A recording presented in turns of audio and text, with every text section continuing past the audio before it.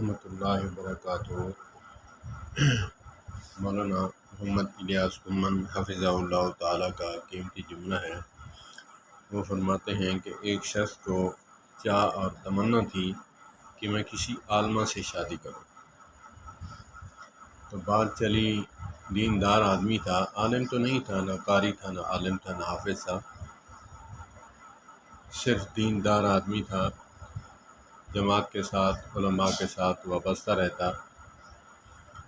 تو اس نے کوشش کی تو اس کی شادی ہو گئی۔ شادی کے کوئی 2-4 مہینے کے بعد اس کی بیوی نے مطالبہ کیا کہ حضور پاک صلی اللہ علیہ وآلہ وسلم کی حدیث پاک کا مفہوم ہے کہ بیوی کا حق ہے کہ وہ اس کو گھر دینا چاہیے، نان و نفقہ دینا چاہیے، علیحدہ رکھنا چاہیے، اور ماں باپ کی خدمت جو ہے بیوی کے ذمہ نہیں ہے۔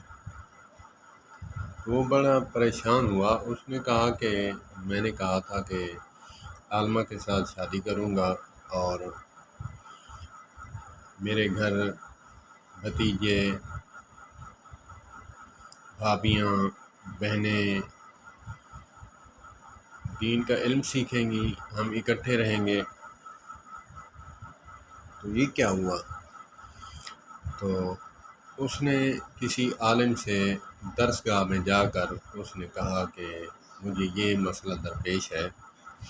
تو اس عالم دین نے کہا کہ اس کو کہو کہ تیرا حق ہے، تجھے علیحدہ گھر ملنا چاہیے، نان و نفقہ علیحدہ ملنا چاہیے، تیرا حق ہے، لیکن ایک حق میرا بھی ہے۔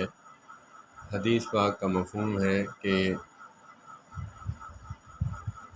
میں 3 شادیاں اور کر سکتا ہوں، تو میں ایسا کرتا ہوں کہ تجھے علیحدہ گھر بنوا کے دیتا ہوں، تو اپنا حق لے کر علیحدہ بیٹھ جا، اور میں ایک اور شادی کرتا ہوں کہ جس سے میرے ماں باپ بوڑھے ہیں تو ان کی خدمت بھی کرے گی وہ، اور میرے ماں باپ بھی علیحدہ نہیں ہوں گے، اکیلے نہیں ہوں گے، ان کی خدمت بھی ہوگی، اور میری جنت بھی بنے گی، دنیا بھی بنے گی۔ تو یہاں پہ اس نے کہا کہ اگر میں ان چیزوں کا مطالبہ نہ کروں تو پھر میں نہیں کروں گا۔ اگر تو اپنے حق سے دستبردار ہوتی ہے تو میں اپنے حق کو چھوڑنے کے لیے تیار ہوں۔